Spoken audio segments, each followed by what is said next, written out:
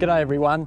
This afternoon I've decided to pop out to a little spot called Brighton, which is just to the north of Brisbane, sort of northern suburbs, out before you get to Redcliffe. It's an absolute cracking afternoon, and all day I've been keeping a little eye out the window while pumping through some editing at home, just keeping an eye on the clouds.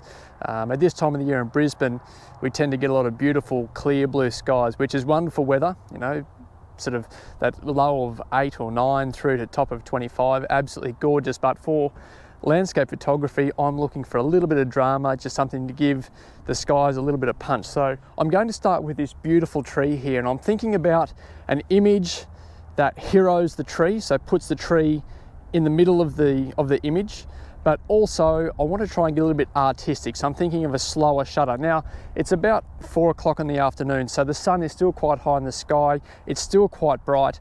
So I'm going to call upon the trusty polarized filter, and also probably the 6-stop, maybe even 10-stop ND filter.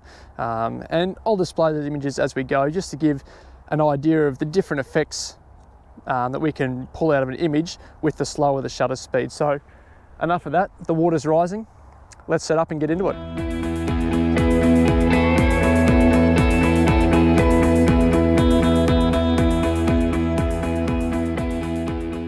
I've just set to aperture mode. We're at f-stop 22 and ISO 64. The main reason for my settings is I just want to slow down the amount of light coming in, but also I would like to have as much of the foreground, the tree and the background in focus as I can. I've taken a shot with the 6-stop ND filter. Not so bad in terms of the water smoothing out, but I would really love to try and capture some of that blue sky above the tree. So I'll let maybe another shot go with the 6-stop ND filter, but then I'm going to whip out the 10-stop filter, really try and slow down the light, smooth everything out, and I think I might even go towards a portrait style shot of this tree to get a bit more sky in.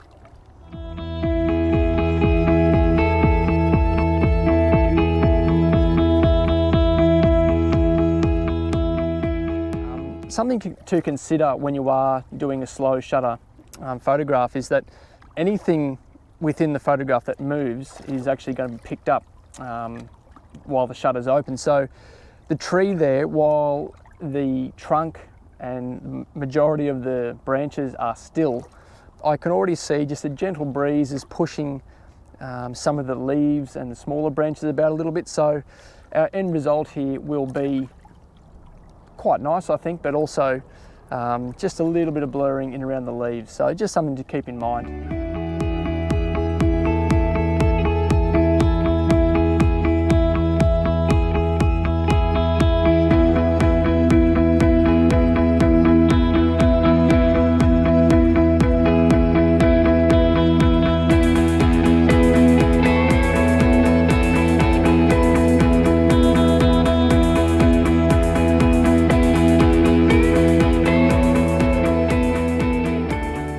Okay, so I've just made my way up the slippery rocks and avoided falling over, which is always a bonus.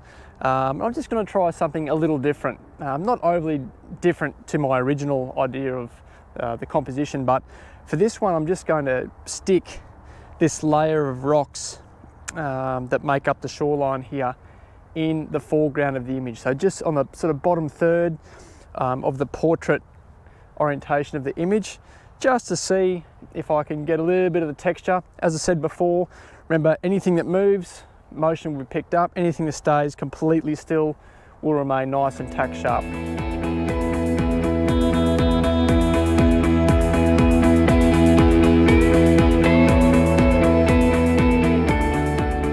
I've lowered the tripod. I'm now shooting in landscape orientation, just trying to get a bit more of a feeling of a wider intake of the picture, but also really trying to isolate that tree, because looking at it and getting a feel for what the tree is, it's lonely, it's isolated, it's exposed quite naturally in its surroundings. So I'm just really trying to bring out that feeling, yeah, like I said, of the isolation and almost abandonment, without being too morbid, of this little tree that just sits out all by itself. So for most of the afternoon, I've been sitting here thinking, oh gee, I wish the sun would just pop out a little bit more. I'd love a bit of side lighting on the tree. And as I'm just about to pack up, move and go and scout out a location for sunset, the sun has popped through, and you can see even just behind me the difference that makes to the trunk of the tree. A little bit of side lighting, a bit of sunshine just helps give more color, but just a bit of depth and contrast and texture to your surfaces in your photograph. The sun's about to disappear, but I'm hoping that the shutter being open for about a minute or so out of the 3 minutes is going to be enough just to light up the side of that tree. I'm really hoping, actually. All right, here we go, moment of truth. Let's see if the sunlight has done the job. That should look amazing. I can't wait to get that into Lightroom. That's going to be outstanding.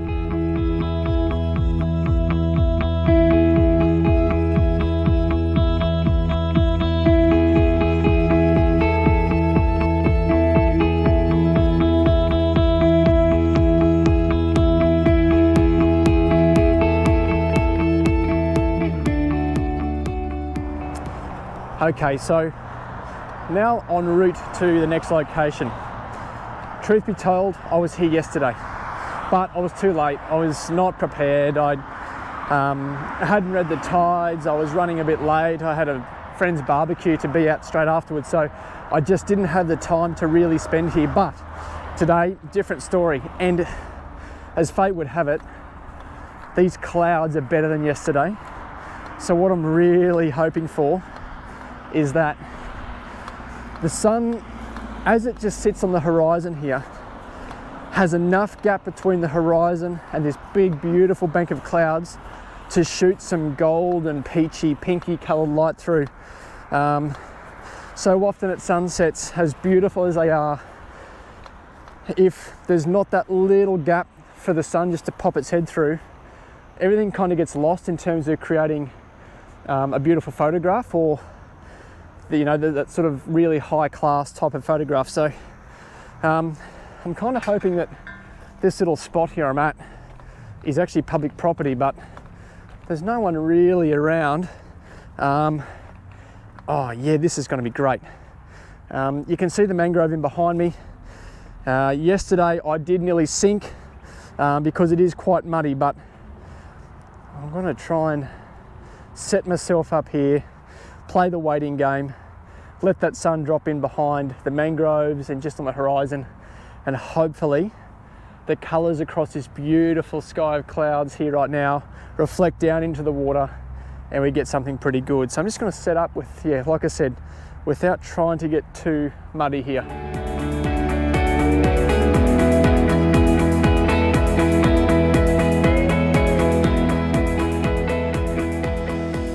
Alrighty, so I'm set up. Nearly ended up in the mangrove in the great abyss of mud. My shoes have most certainly seen better days, but yeah, at least I'm not in, and more importantly my camera's not in there either. Okay, so I'm set up. I've got my polarizer on the 24 to 70mm lens. You know what, generally shooting directly back into the sunlight's not my favourite thing to do in the whole world.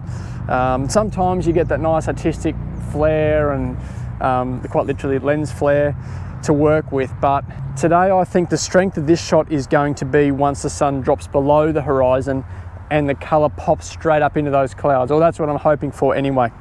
Okay, so due to the harsh light, and I'm shooting straight back into it, even though the sun's dropped down now, I've actually bracketed the first exposure at this location. So 2 full stops either side of what the camera's metered it at. I'm going to take another couple here. As I don't have any graduated ND filters or anything like that, being able to bracket the photograph, it just enables me more flexibility come time in the editing process. I'll look to stitch or layer those 3 images together in Lightroom. It'll just help with the highlights, but also some of the darker tones here in the mangrove, just to get as closer to what the eye sees as I possibly can. but I'm thinking once that sun disappears good and proper, the 6 stop is going to come out. We're going to slow it right down, try and get some movement in those clouds as they come over the top. It's starting to go golden. It's going to be, hopefully, really, really special. Composition wise, for the image that I've set up here with at the moment, I really want to try and hero the sky. So that's sort of, I want at the very least to have 2/3, the top 2/3 horizontal thirds of my image to be that sky, and then to have the bottom third roughly with a bit of mangrove, some of the reflection off the water. I've got the polarizer filter over the top of the 24-70 2.8 from Nikon here at the moment, and that's just to help take some of the highlight glare and that intensity from the highlights off the clouds in particular. Settings wise, I've set up here at f/22, ISO 64, just trying to get as small an aperture as possible, slow the light down. My ISO is really low, so the final image will be nice and crisp without any noise, and that gives me a shutter speed of about 1/6 of a second in the middle. I am bracketing 2 full stops either side of that, and already just having a look at the image, which is 2 stops underexposed, it's starting to look pretty good actually. It's almost like a really dark, moody, brooding type of sunset with rich golds and blues, and that's the beauty of underexposing it and why we do that. But just the silhouette nature of that photograph I think looks pretty cool already before we even get to the editing stage.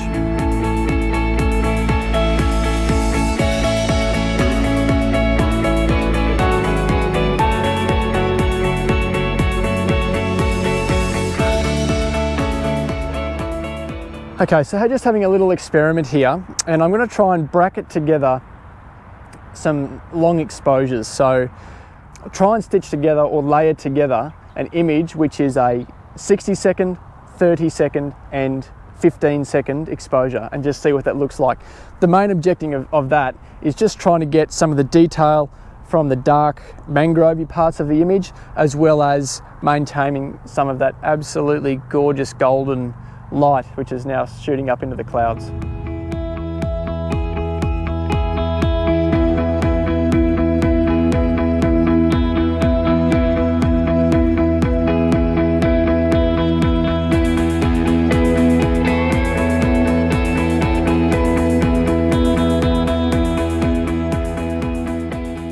There's nothing like a flat battery late in the day just to throw a little spanner on the work. So hence that's why today I'm back at home. I'm just going to do the wrap up from yesterday's video here and now. But it's actually worked out perfectly, because as I start to look at some of the footage and just reflect on a couple of things that I mentioned yesterday, what it did point out is that I left a couple of pretty important things out that I need to discuss with you right now. And you might have even noticed that I've made mention of them in some of the comments next to my images. Manual mode is your friend when it comes to long exposure photography. And by that, what I mean is that yesterday I mentioned about shooting on aperture mode, and that was more or less my starting point. But for those of you who may well have tried this type of photography, you'll notice that when you use aperture mode, it will only let you shoot out to 30 seconds of an exposure. When we start putting filters on top of your lens, like yesterday, 6-stop and 10-stop ND filters, you're going to need longer than 30 seconds to correctly expose your image. And to do that, most cameras have got a little dial on top of the camera, which you just set it to M mode, meaning that you can control your aperture and your shutter speed at the same time to achieve a correctly exposed photograph, all the while using things like ISO and exposure compensation. But let's keep it nice and simple. Make sure you scroll, on Nikon cameras for me anyway, all the way to the left so that your shutter speed goes past 30 seconds long and gets to a setting called bulb, or in some cases there's 2 little dashes that just let you know that you can control that shutter speed for as long as you want beyond 30 seconds. So it could be a minute, 2 minutes, an hour, a day, I guess. Just make sure you're set on that setting. And secondly, you'll notice that I was using a shutter release cable, so a little remote in my hand yesterday, which just allows me the ability to open and close the shutter whenever I desire, without bumping the camera or causing any camera shake, causing blurry images. Just a small but really important piece of gear if you're going to be doing a lot of slow shutter photography or landscape photography, just because we don't want any motion or unwanted motion on the sharp edges of our photos. So that's what that was for. A couple of other key pieces of equipment that I was using yesterday. A tripod, an absolute essential. I would say that if you're going to buy a DSLR camera or look at any type of photography, especially when it comes to low light, that you invest in a tripod. Now, it doesn't have to be the biggest whiz-bang, most expensive tripod, but it's just something that's going to allow you to keep your camera body nice and still to avoid any camera shake. So for sunsets, sunrises, waterfalls, like I said, time lapses at night where you're trying to capture light of a car or something like that, anything like that, tripod's an absolute must. And also the use of filters. So yesterday you would have noticed that I spoke about using a polarizing filter. It gives amazing results, especially when you're photographing in and around a lot of harsh sunlight and water. So when it comes to the beach, an absolute must. It just helps give you some more definition into your clouds and waves and things like that. But secondly, the use of ND filters. Now, you can have as many or as little of those as you like. In my bag, I have an ND3, an ND6, and an ND10 stop filter set. Obviously 3 letting in a lot more light, a lot quicker, right through to the ND10, which looks almost pure black as you look at it to the naked eye. But they each give different effects and ability to control light, especially when you're looking to get that lower shutter speed, but in harsh sunlight, just like yesterday. If this sort of video is the type of content that you like and you'd like to see more of, then I'd love to have you subscribe to the channel, even if it just offers a little bit of inspiration or a different perspective in photography, then please come along and join me on some of my journeys. And until next time, thanks for stopping by. Keep snapping away.